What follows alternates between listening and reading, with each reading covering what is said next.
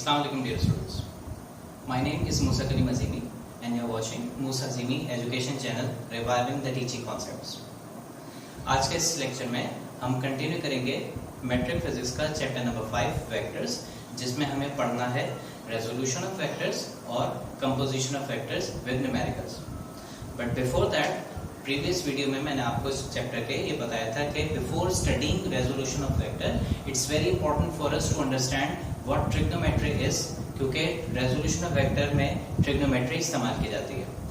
Vectors जैसे कि पहले बात हुई मैथ्स का टॉपिक है, तो इस वेक्टर्स में जो जो टूल्स हम इस्तेमाल कर रहे हैं इंक्लूडिंग ट्रिग्नोमेट्री, ये सारे भी मैथ्स में पढ़ाए जाते हैं और दे आर वेरी इंपॉर्टेंट. ठीक है, सो सबसे पहले हम देखते हैं ट्रिग्नोमेट्री का मतलब क्या है. Trigonometry, it is actually a combination of three terms. Tri means three. Gono, ये साइड्स के लिए ग्रीक लैंग्वेज में इस्तेमाल किया जाता है, और मेट्री इज फॉर मेजरमेंट.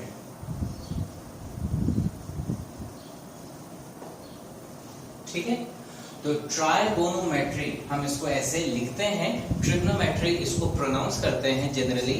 और जैसे कि तीन वर्ड्स के कॉम्बिनेशन से हमें समझ आया ये, तो ये दरअसल एक ऐसी स्टडी है, ये एक ऐसे टेक्निक है, ये मेथड है which is used to measure three sides, या थ्री साइड्स मेजरमेंट ट्रिग्नोमेट्री का मतलब बनता है.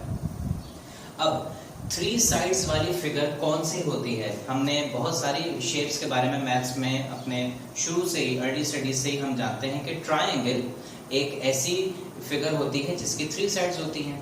तो ट्रायंगल्स और ट्रायगोनल दोनों ही टर्म्स किसी भी इस शेप को रिप्रेजेंट करने के लिए इस्तेमाल की जाती हैं. ठीक है, ट्रायगोनल यानी कि तीन साइड्स हैं, ट्रायंगल यानी कि तीन एंगल्स हैं, किसी भी तरीके से आप इसको प्रोनाउंस करें. ठीक है, ओके. ट्रायंगल्स में हम जानते हैं, हमने 6 तरह के ट्रायंगल्स पढ़ रखे हैं. ठीक है, एक हमने पढ़ा, बल्कि एक कैटेगरी हमने ट्रायंगल की पढ़ी विद रिस्पेक्ट टू एंगल्स, और एक कैटेगरी हमने पढ़ी, ये टाइप्स हमने पढ़ी ट्रायंगल की with respect two sides, lengths of the sides. Angles के हिसाब से 3 तरह के ट्रायंगल्स होते हैं. एक कहलाता है एक्यूट एंगल ट्रायंगल, एक कहलाता है राइट एंगल ट्रायंगल, और एक कहलाता है obtuse angle triangle. Acute angle triangle हम ऐसे ट्रायंगल को कहते हैं जिस ट्रायंगल के तीनों एंगल्स एक्यूट होते हैं, यानी कि less than 90 degrees. All angles are less than 90 degrees. ठीक है, एक होता है राइट एंगल ट्रायंगल, जिसको हमने कहा ये हो गया एक्यूट. एक हो गया राइट एंगल ट्रायंगल, कुछ ऐसे बन जाएगा. ठीक है, इसको अमेरिकन इंग्लिश में राइट ट्रायंगल भी कहते हैं, और ब्रिटिश इंग्लिश में राइट एंगल्ड ट्रायंगल भी कहा जाता है. तो दोनों ही कॉमनली इस्तेमाल किए जाते हैं. तो राइट एंगल ट्रायंगल ऐसे ट्रायंगल को कहते हैं जिसमें एक एंगल 90 के बराबर होता है, एक एंगल 90 के बराबर होता है. ठीक है, one angle is equal to 90 degrees, ऐसे. ठीक है, और जिस जगह 90 का एंगल बन रहा होता है वहां एक छोटा सा बॉक्स सा बना दिया जाता है. तो दैट बॉक्स फॉर्मेशन इंडिकेट्स कि ये वो वर्टेक्स है या पॉइंट है जहां पे 90 डिग्री का एंगल बन रहा होता है. ठीक है, और तीसरा होता है ऑब्ट्यूज ट्रायंगल, या ऑब्ट्यूज एंगल ट्रायंगल, जिसमें एक angle obtuse, one angle is obtuse, this is obtuse triangle. Keeping this fact in mind के ट्रायंगल के तीनों एंगल्स का सम बनता है 180 डिग्रीज. तीनों एंगल को प्लस करेंगे, तीनों वर्टिसेस के, चाहे ये वाला हो, ये वाला हो, ये वाला हो, सब का आंसर 180 बनेगा. ठीक है, अगर 180 सम हो तो ही तीन साइडेड फिगर एक दूसरे के साथ कंबाइन होकर एक क्लोज्ड फिगर यानी कि ट्रायंगल बना सकते हैं. अदरवाइज ट्रायंगल तो नहीं फॉर्म होता, कोई दूसरी फिगर होगी, वो कोई क्वाड्रिलेटरल होगी. ठीक है, ओके. ये तो हो गया types of triangle with respect to, ये types of triangle with respect to angles. एक होती है टाइप्स ऑफ ट्रायंगल जिसको हम कहते हैं with respect to length of the side. Length of the side के हिसाब से हम पढ़ते हैं equilateral triangle, length of the side के हिसाब से, यानी कि ये ऑल साइड्स इक्वल, यानी कि इक्वल इन लेंथ। ठीक है। दूसरा होता है आइसोसेलेस ट्रायंगल। आइसोसेलेस ट्रायंगल का मतलब क्या है? Two sides equal in length. ठीक है। और तीसरा होता है स्केलिन ट्रायंगल। स्केलिन ट्रायंगल का मतलब होता है नो साइड इक्वल या all sides different in length या डिफरेंट इन मेजरमेंट। ठीक है। ओके, हम बात कर रहे हैं ट्रिग्नोमेट्री की। ट्रिग्नोमेट्री, जैसे कि हमने बात की कि trigonometry is the study of triangles, तो सारे ही ट्रायंगल ट्रिग्नोमेट्री के अंदर पढ़े जाते हैं। एक कॉमन मिसकंसेप्शन है कि trigonometry is only used for right angle triangle. ऐसा नहीं है। ट्रिग्नोमेट्री थ्री साइड्स यानी कि किसी भी ट्रायंगल की मेजरमेंट के लिए होता है। ठीक है। थ्री साइड मेजरमेंट यानी कि ट्रायंगल, किसी स्पेसिफिक टाइप ऑफ ट्रायंगल को मेंशन नहीं किया, तो ट्रिग्नोमेट्री किसी स्पेशल टाइप ऑफ ट्रायंगल को बिलोंग नहीं करती। Trigonometry is used for all triangles. हर तरह के ट्रायंगल को ट्रिग्नोमेट्री कंसिडर करती है, या हर तरह के ट्रायंगल को ट्रिग्नोमेट्री में इस्तेमाल किया जाता है या ट्रिग्नोमेट्री के जरिए पढ़ा जाता है। स्टडी का ट्रायंगल का मतलब ये होता है कि ट्रायंगल के 6 हिस्से हैं। किसी भी ट्रायंगल के 6 कैटेगरीज तो हैं, लेकिन किसी ट्रायंगल के 6 पैरामीटर्स भी हैं, 6 फीचर्स भी हैं। 3 फीचर्स एंगल हो गए और 3 उसकी साइड्स हो गई, तो टोटल 6 हो गए। तो स्टडी का ट्रायंगल का मतलब ये होता है किसी भी ट्रायंगल के तीनों साइड्स और तीनों एंगल्स के बारे में मुकम्मल जानकारी हासिल करना, ये मुकम्मल इंफॉर्मेशन या नॉलेज हासिल करना। Trigonometry allows us to study every triangle, every type of triangle, चाहे वो लेंथ के हिसाब से या एंगल के हिसाब से किसी भी नेचर का हो। So it's a common misconception that trigonometry is applied to right angle triangles only. Please get it correct. Trigonometry applies to all types of triangles. ठीक है? Okay. How? ये भी हम देख लेंगे इसमें। फिर क्यों उसको right angle triangle से जोड़ा जाता है? उसकी कुछ reasons है। ठीक है? ट्रिग्नोमेट्री पढ़ने का रूल है। वो रूल ये है कि ट्रिग्नोमेट्री के लिए आपको एक अदद हाइपोटेन्यूज चाहिए होता है।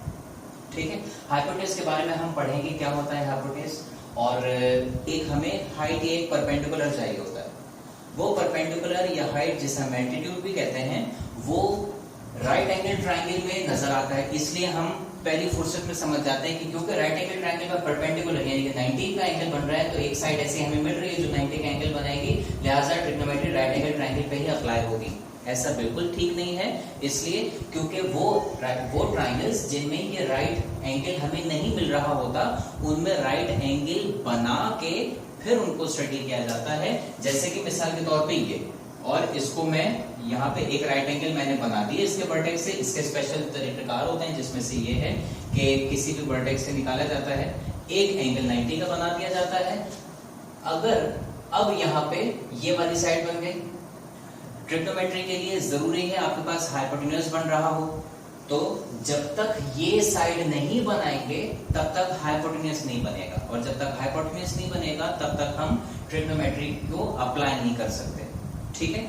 So what's the main reason behind this misconception कि trigonometry is applied on right angle triangles only, वो ये कि ट्रिग्नोमेट्री के लिए आपको हाइपोटेन्यूज लाजमी चाहिए होता है, और हाइपोटेन्यूज उस वक्त ही मिल सकता है आपको जब आपको एक कोई परपेंडिकुलर साइड मिले।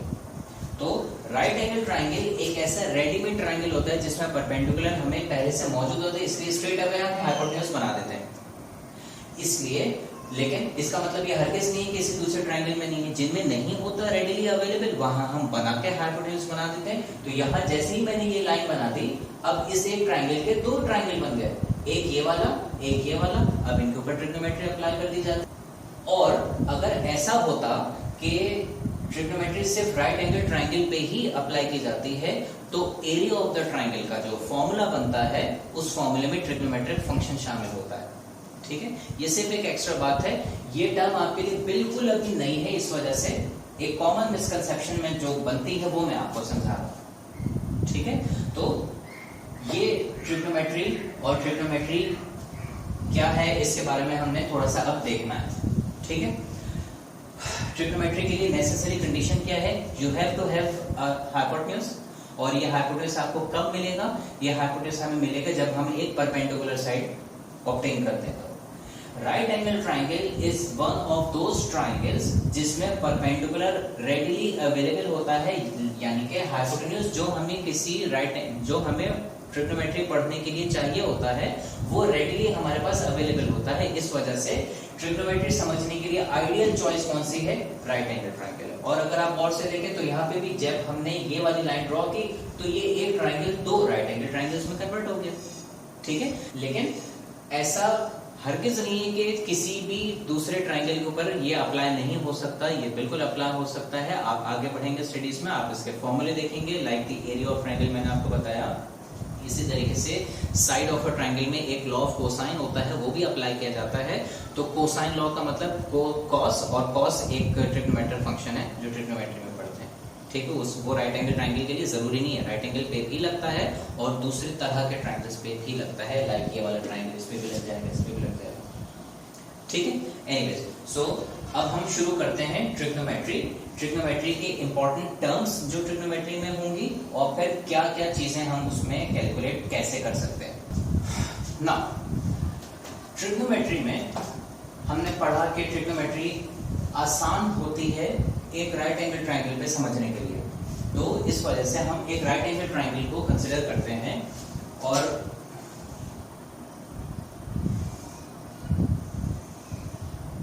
उस राइट एंगल के हिसाब से हम ट्रिग्नोमेट्री में इस्तेमाल होने वाले डिफरेंट फॉर्मूले पढ़ते हैं। ठीक है, ओके। ट्राइंगल के 3 वर्टिसेस हैं, and since we are considering a right angle triangle, इसका मतलब ये हुआ एक एंगल तो कम से कम 90 डिग्री का होगा। एक एंगल जो 90 डिग्री का होगा वो क्लियरली हमें ये वाला नजर आता है, और जो 90 वाली साइड होती है, ये जिस वर्टेक्स में 90 एंगल बन रहा होता है, वहां पे हम निशानी के लिए एक बॉक्स बनाते थे छोटा सा। अब एक एंगल तो ये हो गया जिसके बारे में आप श्योर हैं 90 डिग्री। बाकी ये और ये 2 और वर्टिसेस बने, इनमें से किसी भी एक एंगल के बारे में अगर आपको मालूमात है तो समझे आप ट्रिग्नोमेट्री अप्लाई कर सकते हैं। ठीक है, और अगर नहीं मालूमात तो समहाउ हम इन दोनों में से किसी एक एंगल को मालूम करने की कोशिश करते हैं। जैसे ही वो एक एंगल हमें पता चल गया, कोई सा भी, चाहे ये वाला या ये वाला, हम फिर ट्रिग्नोमेट्री के फॉर्मूले अप्लाई करके ट्राइंगल्स की मेजरमेंट और कर सकते हैं। ठीक है, तो फिलहाल हम ये अज्यूम करते हैं कि हमें ये एक एंगल मालूम है। Consider this vertex as the known angle या नोन वर्टेक्स। ठीक है, तो अगर 90 के अलावा कोई एक एंगल हमें पता हो तो उस नोन एंगल के हिसाब से हम ट्रिग्नोमेट्री में ट्राइंगल की लेबलिंग करते हैं, साइड्स की मेजरमेंट करते हैं और साइड्स की लेबलिंग करते हैं। ठीक है, दोबारा ट्रिग्नोमेट्री स्टडी करना सबसे आसान राइट एंगल ट्राइंगल के ऊपर होता है, तो एक राइट एंगल ट्राइंगल को हमने कंसीडर किया, जिसका मतलब ये हुआ कम से कम एक एंगल तो 90 डिग्री का हमारे पास है। जो एंगल 90 का है उसको हम इस बॉक्स से शो करते हैं, ये भी हो गया। बचे बाकी 2 एंगल, उनमें से कोई भी एक एंगल अगर आपको पता हो तो ट्रिग्नोमेट्री में मेजरमेंट के तरीकेकार को हम अप्लाई कर सकते हैं, यानी कि ट्रिग्नोमेट्री हम इस्तेमाल कर सकते हैं इसके ऊपर। उसके लिए जरूरी क्या है? एक एंगल का पता होना। अब सपोज ये वाला एंगल हमें मालूम है, this is our known angle, और इस नोन एंगल के हिसाब से व्हाट ट्रिग्नोमेट्री सेज कि इन अ राइट एंगल ट्राइंगल, ठीक है, तो जो नोन एंगल होता है उस नोन एंगल के ऑपोजिट, उस नोन एंगल के सामने जो साइड होती है उस साइड को हम परपेंडिकुलर कहते हैं। ठीक है, इस साइड को परपेंडिकुलर भी कहते हैं, इस साइड को एल्टीट्यूड भी कहते हैं, इस साइड को हम हाइट भी कहते हैं। मुख्तलिफ नाम है, लेकिन सबसे ज्यादा कॉमनली यूज होने वाला, कोट होने वाला, इस्तेमाल होने वाला नाम इस साइड का perpendicular. So what is perpendicular? Known angle के सामने वाली जो साइड होगी दैट इज परपेंडिकुलर, और वो 90 का एंगल बनाने वाली दो साइड्स में से एक होती है। ठीक है। दूसरा, परपेंडिकुलर जो साइड हमें मिली वो जिस साइड के साथ 90 का एंगल बना रही होती है, वो जिस साइड के साथ 90 का एंगल बना रही होती है उस साइड को हम बेस कहते हैं। ठीक है। और जो तीसरी साइड हमें यहां नजर आ रही है, ये तीसरी साइड हाइपोटेन्यूज कहलाती है। ठीक है। तो हाइपोटेन्यूज कौन सी साइड हुई? जिस ट्राइंगल में जिस वर्टेक्स पे 90 का एंगल बन रहा होता है, उस 90 के एंगल के सामने जो साइड हमें मिल रही होती है वो हाइपोटेन्यूज कहलाती है। यूं भी कह सकते हैं कि नोन वर्टेक्स के सामने परपेंडिकुलर, परपेंडिकुलर जिसके साथ 90 का एंगल बनाता है वो बेस, और तीसरी साइड जो लेवल होने से रह गई दैट इज हाइपोटेन्यूज, और वो हाइपोटेन्यूज हमेशा 90 डिग्री वाले वर्टेक्स के ऑपोजिट साइड होगी। जिस तरह नोन एंगल के ऑपोजिट साइड परपेंडिकुलर होगी, 90 के एंगल वाले ऑपोजिट वर्टेक्स पे जो साइड होगी वो हाइपोटेन्यूज कहलाएगी। ठीक है। तो 90 डिग्री के एंगल का ऑपोजिट हाइपोटेन्यूज, नोन एंगल के ऑपोजिट परपेंडिकुलर, जो बच गई वो बेस कहलाएगी। ठीक है। अच्छा, ये हो गया, ये तीन साइड्स हो गई। इन तीन साइड्स के जरिए हम इनके डिफरेंट फॉर्मूले ट्रिग्नोमेट्री में बनाते हैं, और इन फॉर्मूले के जरिए फिर हम इन साइड्स की मुख्तलिफ मेजरमेंट्स जो आती हैं वो कर सकते हैं। अच्छा, अगर ये वाली इस वर्टेक्स के बजाय ये वाला वर्टेक्स हमें पता होता, बाय द वे इस सिंबल की मैंने पहले बात की थी, ये सिंबल कहलाता है theta, it's a Greek symbol. ठीक है। और इसको बहुत ज्यादा इस्तेमाल किया जाता है एंगल को शो करने के लिए। ठीक है। और भी जगहों पे थीटा का इस्तेमाल किया जाता है, लेकिन ट्रिग्नोमेट्री मैथमेटिक्स में ये जनरली ज्यादातर थीटा का आप सिंबल इस्तेमाल होते हुए देखेंगे एंगल के लिए। इतना ज्यादा इस्तेमाल होता है कि कहीं थीटा नजर आता है तो हम समझते हैं ये एंगल, थीटा का मतलब एंगल होता है। ठीक है। अच्छा, तो अगर हमें इस वर्टेक्स पे बनने वाला एंगल पता हो तो अब साइड्स की लेबलिंग यही रहेगी या बदल जाएगी, ये देख लेते हैं। रूल क्या कहता है? रूल कहता है कि 90 के ऑपोजिट वाली साइड क्या रहेगी? हाइपोटेन्यूज रहेगी। 90 डिग्री के ऑपोजिट साइड हाइपोटेन्यूज रहेगी, तो ये एज इट इज रहेगी। ठीक है। जो नोन वर्टेक्स है इस दफा ये, इसकी जो ऑपोजिट साइड होगी वो क्या कहलाएगी? वो परपेंडिकुलर कहलाएगी। इस दफा नोन वर्टेक्स ये है तो इसके ऑपोजिट साइड ये बनी, लिहाजा इस एंगल के लिहाज से ये साइड परपेंडिकुलर कहलाएगी। अब अगर ये साइड परपेंडिकुलर है तो परपेंडिकुलर वाली साइड जिस साइड के साथ 90 का एंगल बना रही होती है उसको हम बेस कह देते हैं। ये बेस हो गई। हाइपोटेन्यूज में आपने देखा दोनों ही कंडीशंस में कोई चेंज नहीं आया। थीटा ये वाला वर्टेक्स हो या ये वाला वर्टेक्स हो, परपेंडिकुलर और बेस इंटरचेंज हो गए, लेकिन हाइपोटेन्यूज रिमेन्स द सेम। ठीक है। तो इस ट्रायंगल की लेबलिंग बदल गई, लिहाजा लेबलिंग बदल जाने से इन साइड्स को में थोड़ी सी हमें चेंजेस करनी पड़ेगी, या फॉर्मूले में थोड़ा बहुत हमें चेंज मिल जाएगा। ठीक है। लेकिन ट्रायंगल की जो मेजरमेंट है वो तो सेम रहेगी। इस साइड की लेंथ अगर 5 मीटर है, 5 सेंटीमीटर है, तो 5 सेंटीमीटर को मैं परपेंडिकुलर या बेस कहूं रहेगी तो लेंथ 5 सेंटीमीटर है। ये अगर 6 सेंटीमीटर है तो इसका नाम मैं बेस रख दूं या परपेंडिकुलर रख दूं, 6 सेंटीमीटर ही रहेगी। तो सिर्फ नाम चेंज होने से फॉर्मूले में जरूरत भर चेंज आएगी, लेकिन जो लेंथ निकलेगी इस वाले थीटा से इस ट्रायंगल में वो परपेंडिकुलर का है या बेस का है, आंसर दोनों सूरतों में सेम होगा, चाहे ये वाला एंगल आपको पता हो चाहे ये वाला एंगल पता हो। समझ आ रही बात ये? ठीक है। ओके। हाइपोटेन्यूज के मुतालिक एक बहुत काम की बात वो ये कि किसी भी ट्रायंगल में जो चीजें नहीं चेंज होती उसमें से एक ये हाइपोटेन्यूज है। In fact hypotenuse never changes. एक बात, परपेंडिकुलर और बेस के बारे में आप श्योर नहीं, अगर ये थीटा आपको नहीं मालूम तो आप नहीं बता सकते इन दोनों में से परपेंडिकुलर कौन है बेस कौन है। लेकिन हाइपोटेन्यूज के बारे में आप हमेशा श्योर होंगे कि 90 के ऑपोजिट जो साइड बन रही होगी that will B hypotenuse, number 1। दूसरी बात, hypotenuse is supposed to be the largest side of the triangle. ये दोनों साइड्स जितनी भी बड़ी हो जाएं, हाइपोटेन्यूज इन दोनों से हमेशा बड़ी ही रहेगी. तो किसी भी राइट एंगल ट्रायंगल में जो साइड मेजरमेंट में सबसे बड़ी होती है वो हमेशा हाइपोटेन्यूज ही आती है. ठीक है. परपेंडिकुलर और बेस इक्वल भी हो सकते हैं, अनइक्वल भी हो सकते हैं, लेकिन हाइपोटेन्यूज कभी भी इन दोनों से इक्वल या छोटा नहीं होगा, हमेशा इन दोनों से बड़ा ही होगा. ठीक है.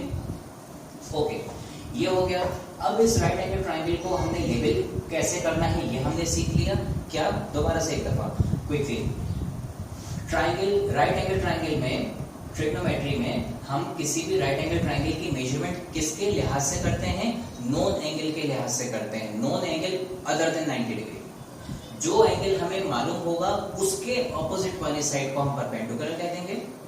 जो वर्टेक्स 90 का होगा उसके ऑपोजिट वाली साइड को हम हाइपोटेन्यूज कह देंगे, और जो साइड बच गई that is the base of the triangle. ठीक है.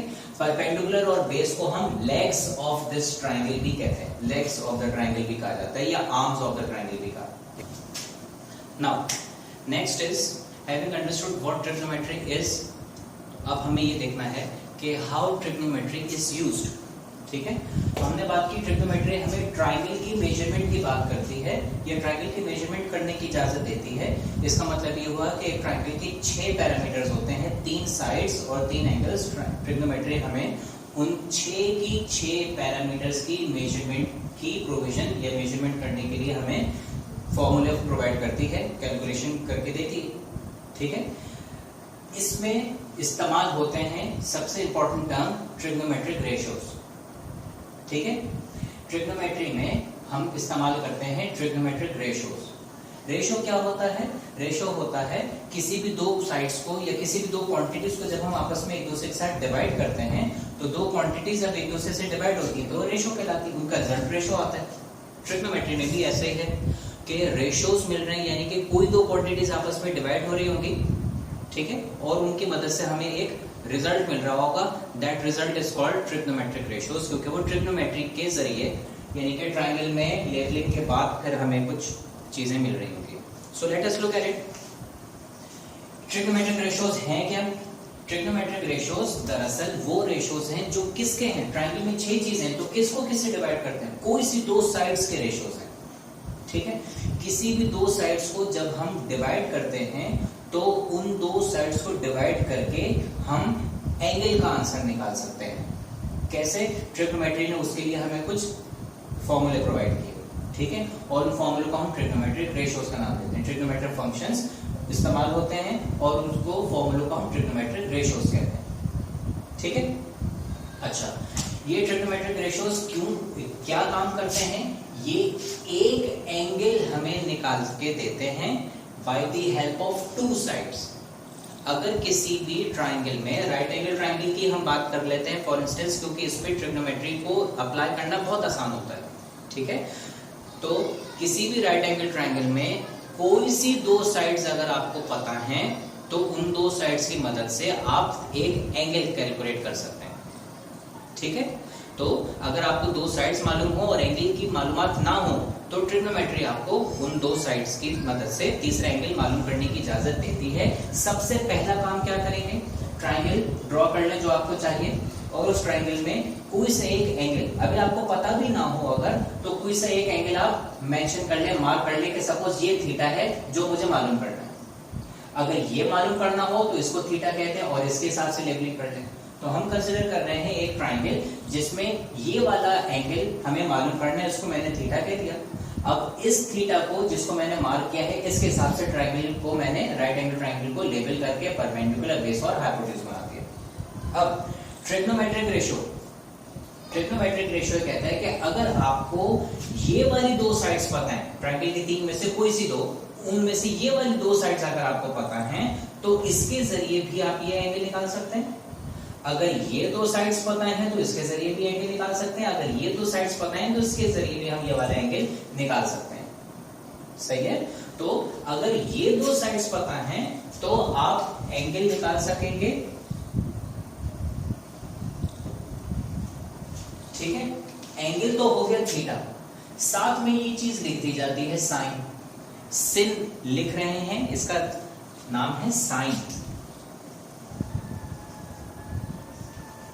ठीक है, SINE साइन। इसके बारे में अभी थोड़ी सी हम बात कर लेते हैं कि ये है क्या, पहले कंप्लीट कर लें। अगर आपको ये दो नहीं, जरूरत तो नहीं है कि ये दो बताऊं, हो सकता है ये दो बताऊं, तो ट्रिग्नोमेट्री कहती है कि इन दो को डिवाइड करके जो रेशो आएगा वो इसके बराबर होगा, कॉस ऑफ थीटा के बराबर होगा। COS कॉस, ये एक्चुअली कोसाइन कहलाता है, ठीक है। और अगर आपको परपेंडिकुलर और बेस मालूम है, इनकी मदद से ये वाला एंगल कैलकुलेट करना हो अगर, तो आप ये यूज कर लीजिए, तो इनका आंसर टेंजेंट थीटा के बराबर आता है, ठीक है। तो इन दो साइड्स को डिवाइड कराएंगे तो टेंजेंट थीटा के बराबर आ जाएगा। टेंजेंट हम इसको प्रोनाउंस करते हैं, टेंजेंट वही टेंजेंट जो आप सर्कल में पढ़ते हैं, ठीक है, line touching any one point of the circle, ये है, ठीक है। अब ये आपको थीटा नहीं मिला, परपेंडिकुलर और हाइपोटेन्यूज को डिवाइड करके आपको, यानी कि इन दोनों के रेशियो से थीटा नहीं मिला, थीटा के अलावा भी एक चीज साथ में लिखी हुई है जिसको हम साइन कह रहे हैं, तो आपको साइन थीटा मिला एक्चुअली। तो थीटा मालूम करने के लिए अभी भी इसको आपको अलग करना पड़ेगा। अगर आपको बेस और हाइपोटेन्यूज मालूम है तो इन दो को डिवाइड करके भी आपको थीटा डायरेक्टली तो नहीं, लेकिन कॉस के साथ जुड़ा हुआ मिलेगा, बाद में फिर इस कॉस को अलग कर सकते हैं।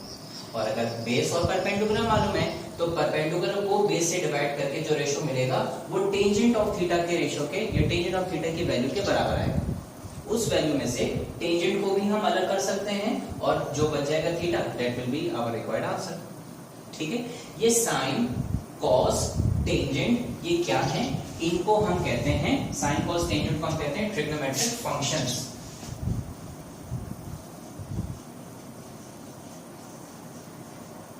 ट्रिग्नोमेट्रिक फंक्शंस, ठीक है।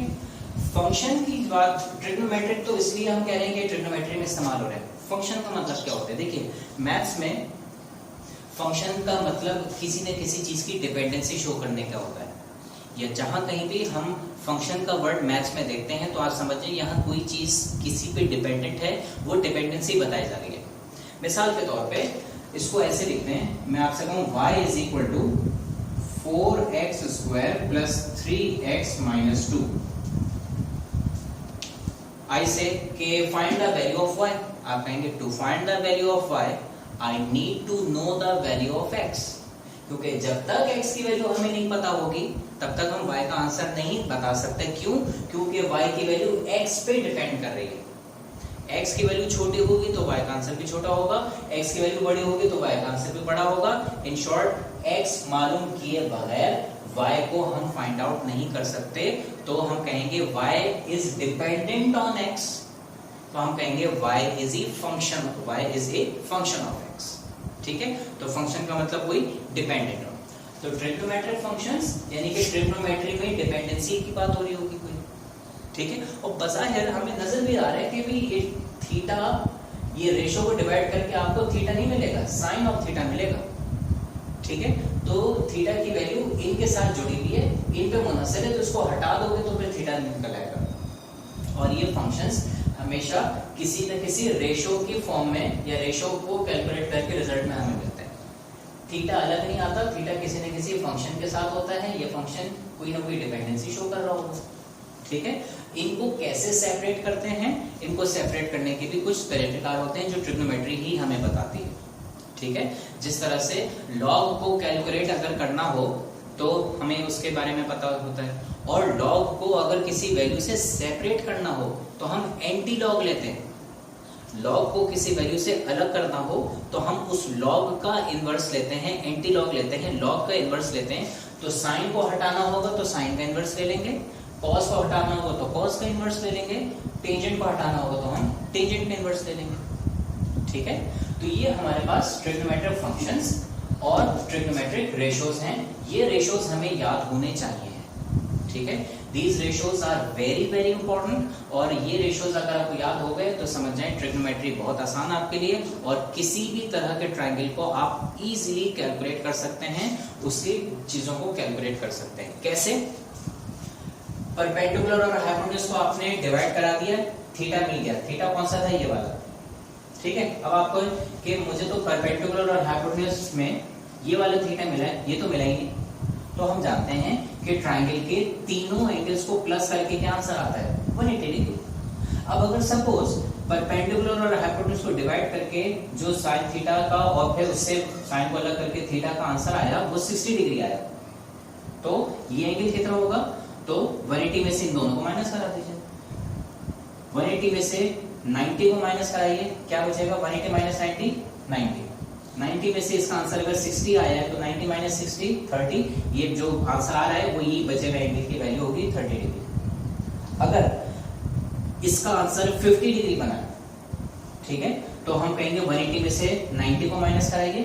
180 में से 90 को माइनस कराया, 90 बचा।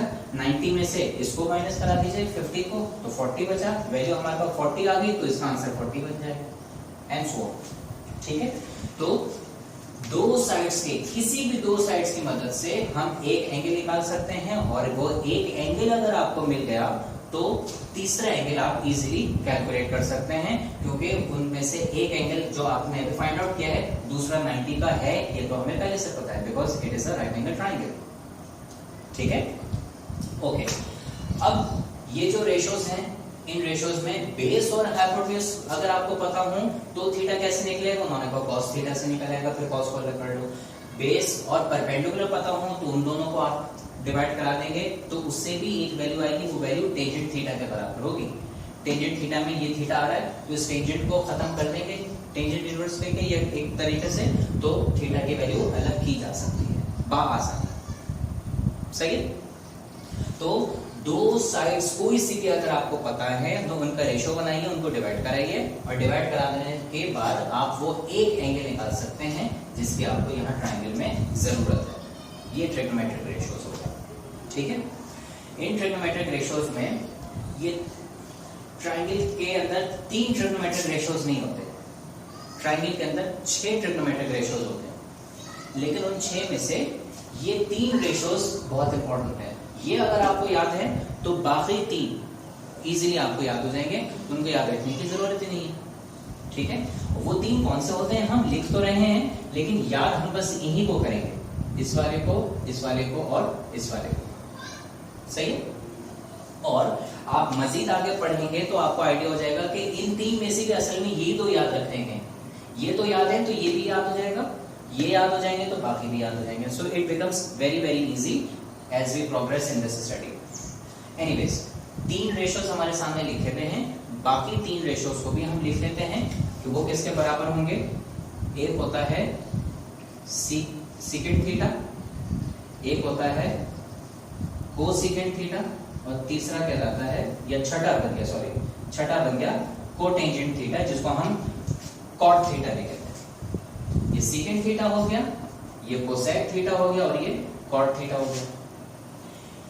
अगर हम बेस और हाइपोटेन्यूज मालूम है तो हमने कहा था कि आप थीटा निकाल सकते हैं, लेकिन डिवाइड करने के लिए order of division is very important. अगर हम बेस अपॉन हाइपोटेन्यूज करेंगे, ठीक है, तो हमें cos थीटा मिल जाता है।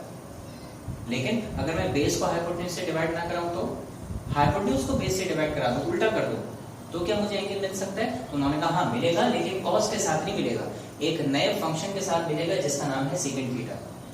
ठीक है, इसको भी आप अलग कर सकते हैं। तो सेकेंड थीटा बनता है हाइपोटेन्यूज अपॉन बेस। इसी तरीके से कोसेकेंड थीटा मिलता है हाइपोटेन्यूज अपॉन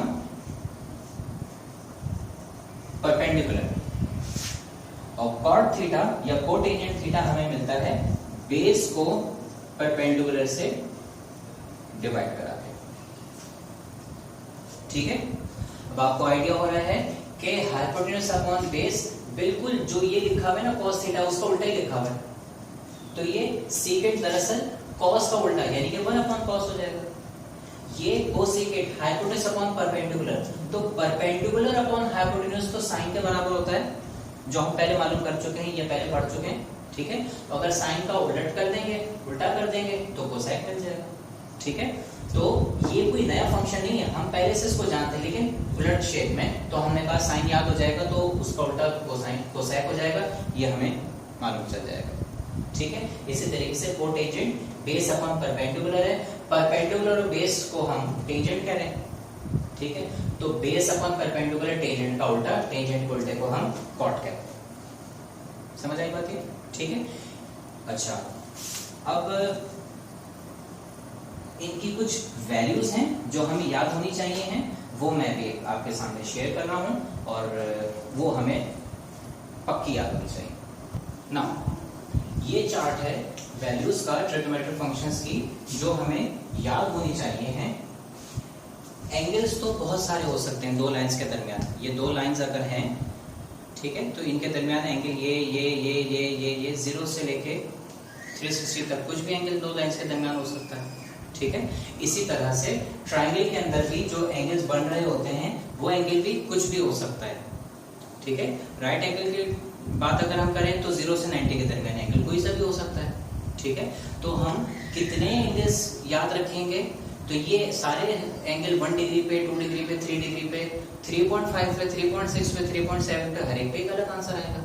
तो इतने सारे एंगल्स क्योंकि हमारे लिए याद रखना पॉसिबल नहीं है, so what do we do, हमने 5 स्टैंडर्ड एंगल्स मान लिए। 5 स्टैंडर्ड एंगल्स कौन से मान लिए जिनको हम ट्रिग्नोमेट्री में यूज करते हैं? एक है 0 डिग्री, एक है 30 डिग्री, एक है 45 डिग्री, एक है 60 डिग्री और एक है 90 डिग्री, ठीक है। अच्छा, ये 0 degree, 30 degree, 45 degree, 60 degree, 90 degree जो हमारे 5 स्टैंडर्ड एंगल्स हो गए, तो इसी पांचों एंगल के ऊपर ये स्टैंडर्ड वैल्यूज पे हमें ट्रिग्नोमेट्रिक फंक्शंस के जो आंसर्स आएंगे ट्रिग्नोमेट्रिक रेशियोज के, वो भी हमने याद करने हैं और नोट करके इस चार्ट पे हमने लिख दिए। साइन ऑफ 0 डिग्री कितना आंसर देता है? 0। साइन ऑफ 30 डिग्री कितना आंसर देगा? 1/2। 1/2 को हम 0.5 भी कहते हैं। It's always better to remember the values in the form of fractions, क्योंकि उससे सिंप्लीफिकेशन में आसानी हो जाती है, ठीक है। पॉइंट्स को इतना अच्छा आप सिंप्लीफाई नहीं कर सकते, आपको कैलकुलेटर चाहिए होगा, लेकिन जहां कैलकुलेटर ना इस्तेमाल करना पड़े और इजी सिंप्लीफिकेशन हो तो फ्रैक्शन उसके लिए सबसे सही रहता है। तो आई ऑलवेज रेकमेंड कि आप फ्रैक्शन वाली वैल्यू जरूर याद कीजिए, ठीक है। तो साइन 30 का आंसर कितना आता है? 1/2। 1/2 को 0.5 भी कहते हैं। साइन के साथ जब 45 डिग्री का एंगल लिखा होता है तो साइन 45 डिग्री की वैल्यू बनती है 1/√2। 1/√2 को जब हम डिवाइड करके आंसर देखते हैं इसका, तो इसका आंसर फ्रैक्शंस में पॉइंट्स में आता है 0.707, ठीक है। 60 डिग्री का जब हम साइन लेते हैं तो साइन ऑफ 60 डिग्री की वैल्यू आती है √3/2। ये √3/2 को 0.866 भी लिखा जाता है डेसिमल्स में। और फाइनली जब 60 डिग्री के बाद 90 डिग्री का साइन लिया जाता है तो उसका आंसर आता है 1, ठीक है।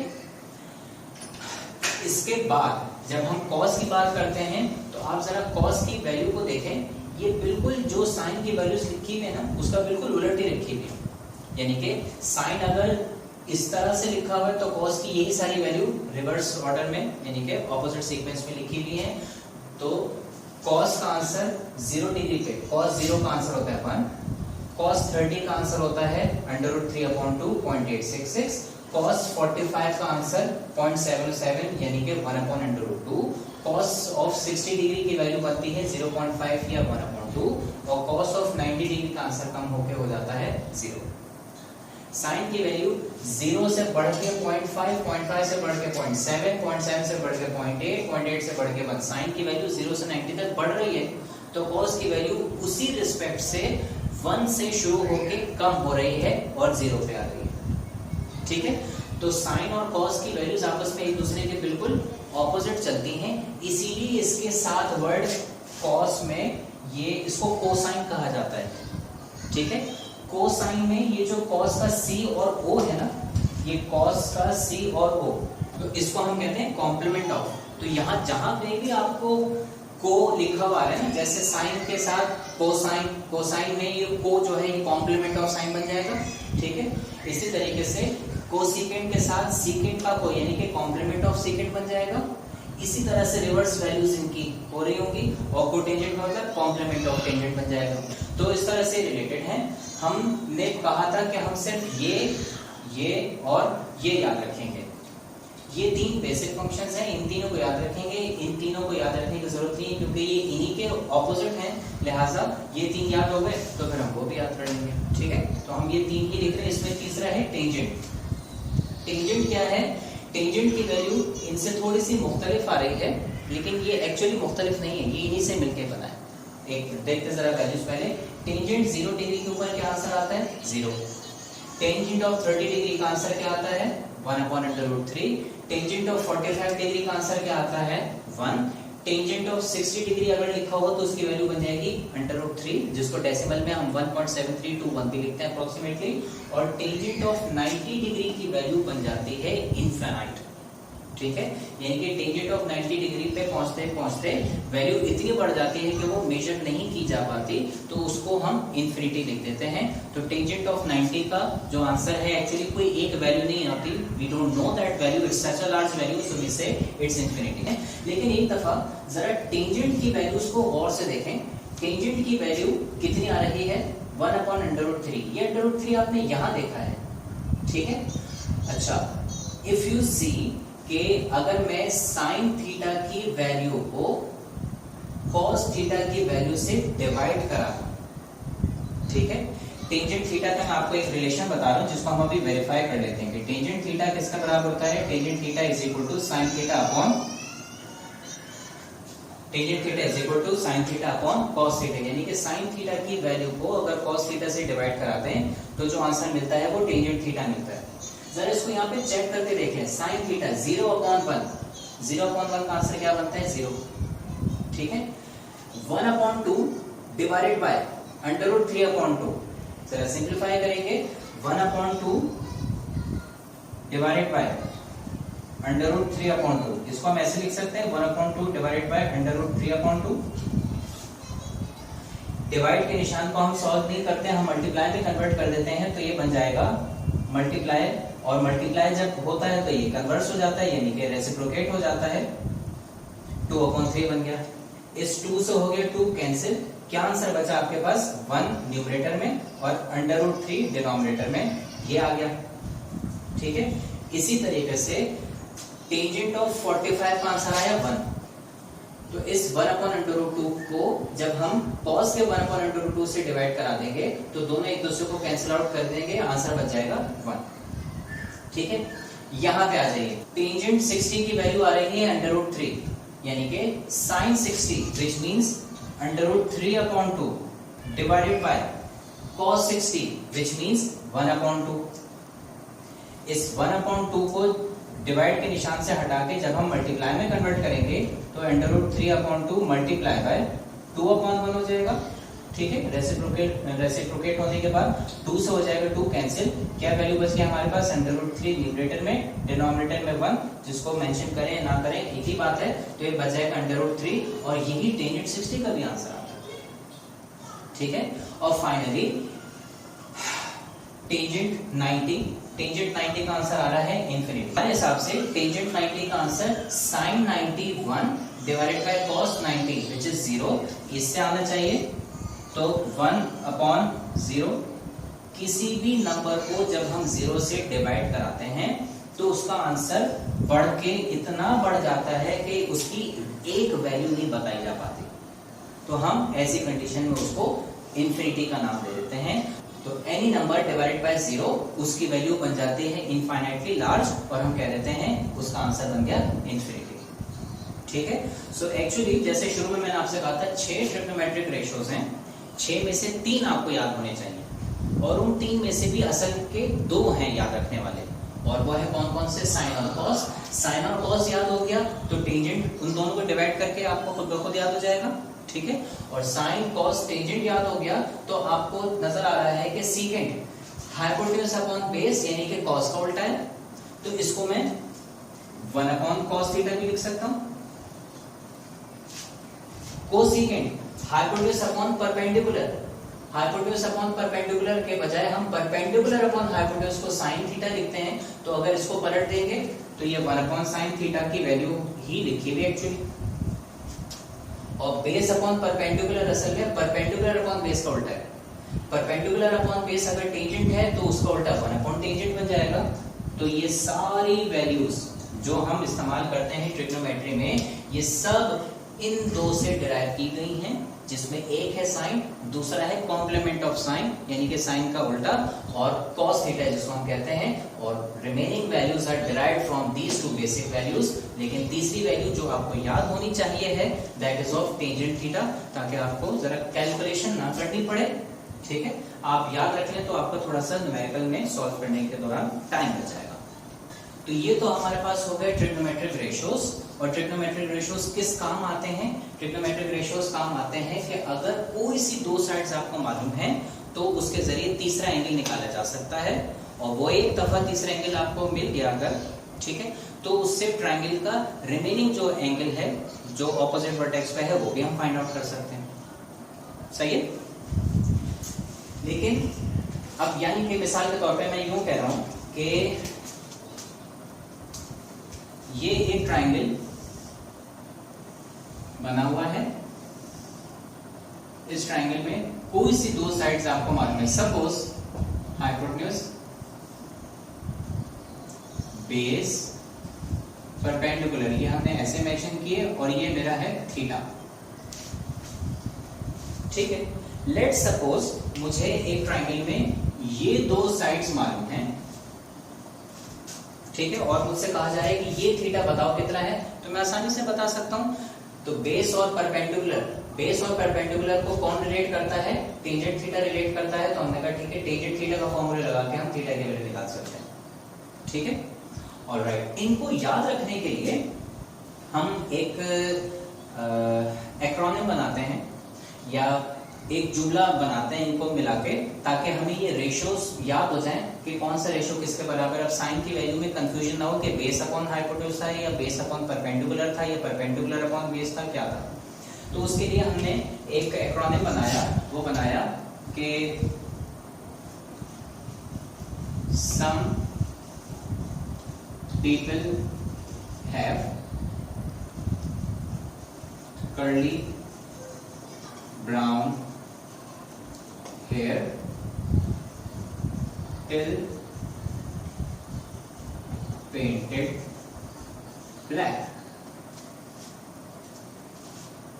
ठीक है, ये क्यों बनाया? सिर्फ इन रेशियोज को याद रखने के लिए। और भी बना सकते हैं आप, किसी और तरह का जुमला बना सकते हैं। ठीक है, याद रखने के लिए है। इसकी लॉजिक क्या है? सम एस से शुरू होता है, पीपल पी से शुरू होता है, और हैव एच से शुरू होता है, तो ये आ गया। ठीक है, सम पीपल हैव यानी कि एस से साइन, तो P से परपेंडिकुलर होता है, H से हाइपोटेन्यूज, तो some people have S P H sine perpendicular hypotenuse, तो sine theta is perpendicular upon hypotenuse. यहां से आप याद रख सकते हैं। ठीक है, इसी तरीके से C कॉस के लिए, B ब्राउन का बेस के लिए, और हेयर का H हाइपोटेन्यूज के लिए, curly brown hair C B H, C से कॉस, बी का मतलब बेस, और H से हाइपोटेन्यूज, तो cos is base upon hypotenuse. Till painted black, till का टी टेंजेंट के लिए, पेंटेड का P परपेंडिकुलर के लिए, ब्लैक का B बेस के लिए, तो T यानी कि tangent is perpendicular upon base, ये बन जाएगा। तो ये हमें एक्रोनिम की फॉर्म में ये रेशियोज आसानी से याद हो सकते हैं। ठीक है, और इन्हें हमें याद रखना है। इन स्टैंडर्ड वैल्यूज को आपको बाय हार्ट याद रखना है। They are very very important. Paper में जब आप न्यूमेरिकल करेंगे तो आपको साइंटिफिक कैलकुलेटर अलाउ नहीं होता, और इन्हीं स्टैंडर्ड एंगल्स की वैल्यूज आपको क्वेश्चन में दिए जाएंगे, ये स्टैंडर्ड एंगल्स। अब इनका टेंजेंट निकालना है कि कॉस निकालना है कि सेकेंड निकालना है कि साइन निकालना है, ये सब आपको खुद से याद होना चाहिए है। साइंटिफिक कैलकुलेटर अलाउ नहीं होगा, तो कैलकुलेटर आपको प्रोविजन नहीं देता ये कैलकुलेट करने, सिंपल कैलकुलेटर। ठीक है, तो आपको बस वो स्टैंडर्ड एंगल दिया जाएगा और आपको उस स्टैंडर्ड एंगल का साइन कैलकुलेट करना है। तो इन पांचों में से कोई भी होगा, आपको उसकी वैल्यू याद होनी चाहिए। नाउ इस ट्रिग्नोमेट्रिक पार्ट का लास्ट पार्ट। ठीक है, उसके बाद फिर हम शुरू करेंगे अपना topic, that is resolution of vectors. Pythagoras theorem हमने बात की कि ये ट्रिग्नोमेट्रिक रेशियोज क्या करते हैं। कोई सी दो साइड्स अगर आपको ट्रायंगल के मालूम है तो आप एंगल निकाल सकते हैं। सपोज हमें ये दो साइड्स, जैसे अभी हम थोड़ी देर पहले एग्जांपल ले रहे थे, हमने ये दो साइड्स हमें मालूम है परपेंडिकुलर और बेस, और आपसे कहा जाएगा एंगल निकालो, तो हम इनकी मदद से एंगल निकाल सकते हैं। लेकिन अगर आपसे कहा जाए कि इन दो साइड्स की मदद से तीसरी साइड निकालें, तो फिलहाल तो हमें डायरेक्टली ये नजर नहीं आ रहा, इनसे एंगल निकलता हुआ नजर आ रहा है, लेकिन तीसरी साइड हमें नहीं पता चल रही। तो इस सिलसिले में पाइथागोरस ने, फिसागोरस एक साइंसदान थे, फिसागोरस, उन्होंने, जो कि अब इंग्लिश में पाइथागोरस कहलाते हैं, उन्होंने एक रिलेशन बताया, ट्रायंगल की तीन साइड्स के दरमियान एक रिलेशन बताया। ठीक है, उस रिलेशन में उन्होंने कहा कि ये राइट एंगल ट्रायंगल जो है, इस राइट एंगल ट्रायंगल में हाइपोटेन्यूज इसकी लार्जेस्ट साइड होती है, तो हमें मालूम है। ठीक है, और ये इसकी दो स्मॉलर साइड्स है। तो पाइथागोरस ने बताया कि किसी ऐसे राइट एंगल ट्रायंगल में या किसी ऐसे ट्रायंगल में जिस ट्रायंगल में हाइपोटेन्यूज है, परपेंडिकुलर है, ठीक है, इस ट्रायंगल के अंदर जो दो छोटी साइड्स हैं उनको स्क्वायर कीजिए, यानी कि उनकी लेंथ को स्क्वायर कीजिए। दो छोटी साइड्स कौन सी हैं? हाइपोटेन्यूज तो हम जानते हैं लार्जेस्ट साइड है, तो दो छोटी साइड्स जो बची कौन होगी? एक परपेंडिकुलर, दूसरा बेस। तो इन दो छोटी साइड्स की लेंथ को कर दें स्क्वायर, और उसके बाद फिर उन दोनों को प्लस कर दें। तो जब दो छोटी साइड्स की लेंथ को स्क्वायर करके हम प्लस करते हैं, तो उन स्क्वायर्स को प्लस करने पर हमें तीसरी जो लार्जेस्ट साइड होती है उसकी लेंथ का स्क्वायर मिल जाता है। तो इन दो छोटी साइड की मदद से हम तीसरी लार्जर साइड की वैल्यू भी फाइंड आउट कर सकते हैं, और ऐसा हर वैल्यू या हर तरह की मेजरमेंट रखने वाले राइट एंगल ट्रायंगल के लिए पॉसिबल होता है। किसी का परपेंडिकुलर बड़ा है, किसी का परपेंडिकुलर छोटा, किसी का बेस बड़ा, किसी का बेस छोटा, तो चाहे परपेंडिकुलर बेस की कोई वैल्यू हो, अगर उस एक ट्रायंगल के परपेंडिकुलर को स्क्वायर करें, उसके बेस को स्क्वायर करें और दोनों को प्लस कर दें, तो प्लस करने के बाद जो हमारे पास आंसर आता है वो हमेशा तीसरी यानी कि लार्जेस्ट साइड के स्क्वायर के बराबर होता है। इसको अगर हम फॉर्मुलेट करें तो ये ऐसे लिखा जाएगा, पाइथागोरस थ्योरम का दो छोटी साइड्स की लेंथ के स्क्वायर यानी कि परपेंडिकुलर और बेस की लेंथ के स्क्वायर। ठीक है, इन दोनों को प्लस कर लीजिए, या हमने इन दोनों को प्लस कर दिया। तो प्लस करने के बाद जो हमें आंसर मिलेगा वो हमेशा तीसरी यानी कि जो लार्जेस्ट साइड है उसकी लेंथ के स्क्वायर होगा। जो लार्जेस्ट साइड है वो हाइपोटेन्यूज है, तो इन दोनों के स्क्वायर्स का सम दरअसल हाइपोटेन्यूज के स्क्वायर के बराबर होगा। ठीक है, या हम इसको ऐसे भी लिख सकते हैं, हमें तो हाइपोटेन्यूज चाहिए, हमें क्या मिल रहा है? हाइपोटेन्यूज का स्क्वायर। तो स्क्वायर को खत्म करने के लिए दोनों साइड्स पे स्क्वायर रूट ले लेते हैं। तो स्क्वायर रूट लेने पे हमें क्या मिल जाएगा कि hypotenuse is equal to square root of perpendicular का स्क्वायर प्लस बेस का स्क्वायर।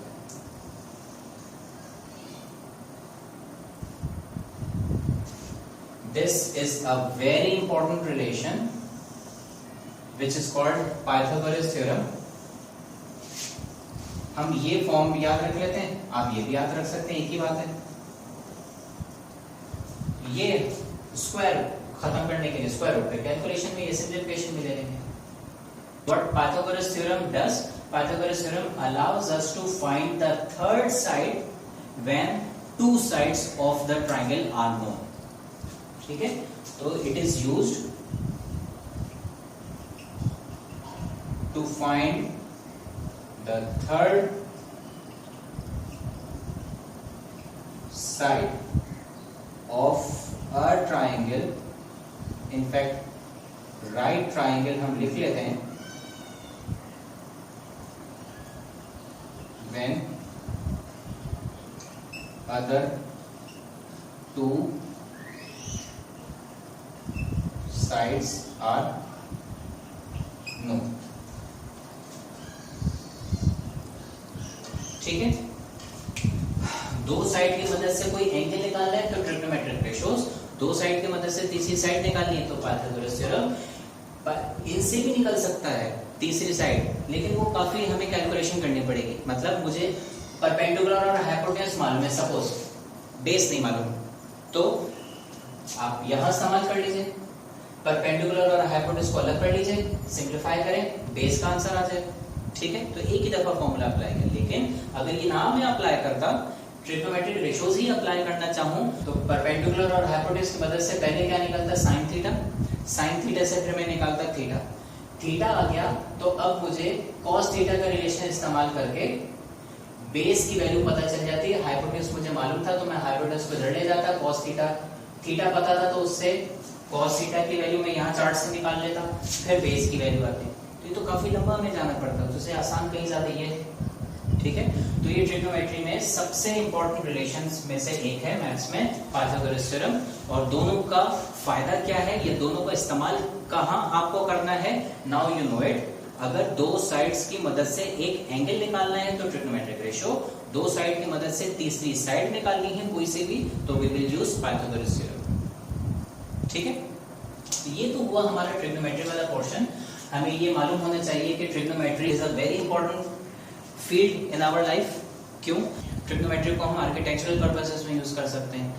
कैसे करते हैं, किसी भी मतलब बिल्डिंग के अगर हमें छत बनानी है तो यहाँ पे आप एक राइट एंगल ट्रायंगल रख देंगे। जैसे कि आपने देखा होगा कि जो मजदूर मिस्त्री होते हैं उनके पास होते हैं ये, ठीक है, तो आप वहाँ छत रखते हैं तो उसकी जो ये वर्टिकल साइड्स होंगी, परपेंडिकुलर साइड्स होंगी, उससे आप उसका छत का वर्टेक्स निकाल सकते हैं और ये चेक कर सकते हैं कि वो एक परफेक्ट रेक्टेंगल या स्क्वायर बन रहा है कि नहीं बन रहा है। ठीक है, तो इस तरह से ये आर्किटेक्चर के कामों में इस्तेमाल किया जाता है। और भी इसके बहुत सारे इस्तेमाल हैं। डेली लाइफ में हम देखते हैं कि हम सामने जितने भी स्ट्रक्चर्स हैं सब वर्टिकल स्ट्रक्चर्स हैं। हर वर्टिकल स्ट्रक्चर को जब आप देखेंगे तो वो वर्टिकल साइड का मतलब एक परपेंडिकुलर वाली साइड बनाएगा। मिसाल के तौर पे मैं यहाँ खड़ा हूँ, ठीक है, ये मेरे सामने एक बिल्डिंग है, ठीक है, मुझे निकालना है कि मेरा उस बिल्डिंग के दरमियान कितना फासला है। तो मैं जब इस बिल्डिंग को देखता हूँ तो 30 डिग्री का आंसर है। सपोज मैं जब इस बिल्डिंग को देखता हूँ तो 30 डिग्री का आंसर है। बिल्डिंग की हाइट मुझे निकालनी है लेट से, तो मैंने कहा ठीक है, मैं बिल्डिंग से 10 मीटर पीछे चला जाता हूँ। 10 मीटर पीछे चला गया या इतना मीटर पीछे चला गया कि मेरा आंसर बनने लगा 30 डिग्री फॉर एग्जाम्पल, या 40 डिग्री, 50 डिग्री। तो मैं 10 मीटर पीछे गया, अब मुझे बिल्डिंग को देखने के लिए 30 डिग्री का आंसर बनाना पड़ रहा है। अब बेस मुझे पता चल गया 10 मीटर, थीटा मुझे पता चल गया 30 डिग्री, तो थीटा और बेस की मदद से मैं परपेंडिकुलर निकाल सकता हूँ using the relation of tangent theta. ठीक है, एक बोट अपने टावर से कितने फासले के ऊपर खड़ी हुई है वो हम निकाल सकते हैं। आप मैथ्स में, बल्कि अपने मैट्रिक मैथ्स में देखेंगे भी कि आपको ऐसे प्रॉब्लम्स दिए जाएंगे। और हम भी वेक्टर्स में ट्रिग्नोमेट्री से रिलेटेड कुछ न्यूमेरिकल्स करेंगे, तो आपको आइडिया होगा कि डेली लाइफ में ट्रिग्नोमेट्री का और राइट एंगल ट्रायंगल का, पाइथागोरस थ्योरम और ट्रिग्नोमेट्रिक रेशियोज का, इनका बड़ा यूज है।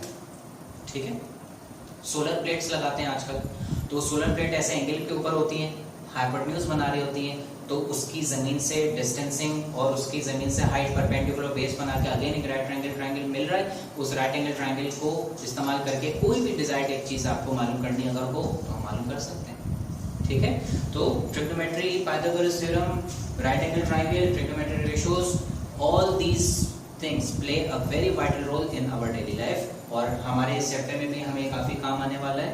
तो यहाँ कंक्लूड हम करते हैं अपना ट्रिग्नोमेट्री वाला हिस्सा। ठीक है, नेक्स्ट क्लास में हम शुरू करेंगे इंशाल्लाह रेजोल्यूशन ऑफ वेक्टर्स। तब तक के लिए अपना बहुत सारा ख्याल रखिएगा, पढ़ते रहिएगा। अस्सलाम वालेकुम, बाद अब पानसीब।